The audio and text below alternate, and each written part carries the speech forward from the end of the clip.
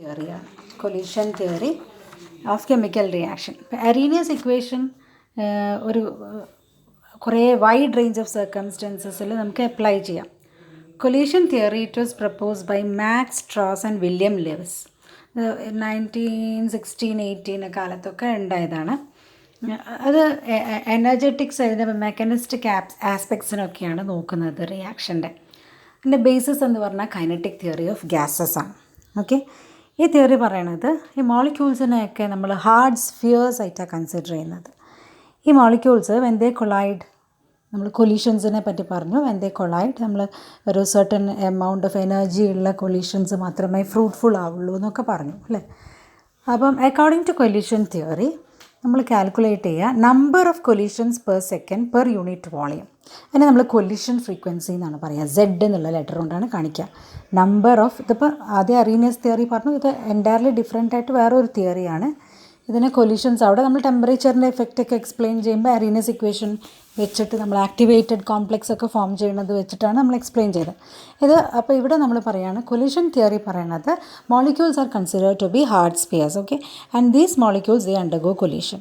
Now what is collision frequency? It is a number of collisions per second per unit volume of the reaction mixture.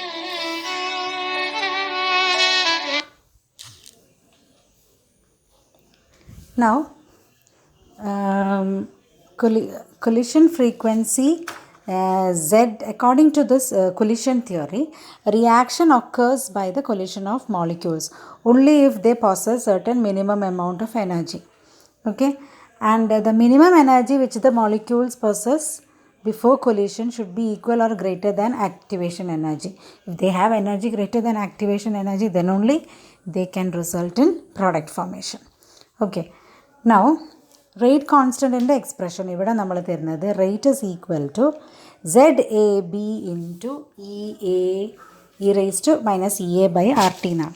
അപ്പോൾ ഇവിടെ നമ്മളവിടെ A എന്ന് പറഞ്ഞതിന് പകരം collision frequency എന്ന് പറഞ്ഞിട്ട് ഒരു ടേം അരീനിയസ് ഫാക്ടർ എ എന്ന് നമ്മൾ അവിടെ എഴുതിയ അതേ സംഭവം തന്നെ പകരം ഇവിടെ നമ്മൾ എഴുതുന്നത് ZAB എന്ന് പറഞ്ഞ ഒരു ഫാക്ടറാണ്.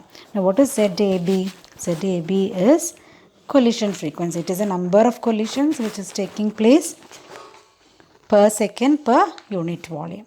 അതാണ് വ്യത്യാസം. എക്ക് പകരം Z എന്ന് പറഞ്ഞു. ഇനി ഒരു ഫാക്ടറും കൂടി ഇവിടെ വരുന്നുണ്ട്. അതിനെ നമ്മൾ പറയുക ഓറിയൻറ്റേഷൻ ഫാക്ടർ എന്നാണ്. അതായത് മോളിക്യൂൾസ് എങ്ങനെയെങ്കിലും വന്നിട്ട് കൊളൈഡ് ചെയ്താൽ പോരാ, ഒരു പെർട്ടിക്കുലർ കൊലിഷൻ പാറ്റേൺ ഉണ്ട്. Okay, they have to be oriented in a particular. അതിനാണ് ഞാൻ ഈ പിക്ചർ ഇവിടെ ഇട്ടിരിക്കുന്നത്. CH3Br + OH-. Okay, improper orientation, അതായത് Br- അതേ ഡയറക്ഷനിൽ തന്നെ OH- വന്നിട്ടുണ്ടെങ്കിൽ നമുക്ക് പ്രോഡക്റ്റ് കിട്ടില്ല. No product is formed. അതേസമയം if OH- is approaching from opposite direction, okay, if it is approaching from opposite direction, ആ CH3ൻ്റെ ആ ഹൈഡ്രജൻ്റെ ഭാഗത്ത് കൂടെയാണ് അപ്രോച്ച് ചെയ്യുന്നതെങ്കിൽ you are getting the product CH3OH.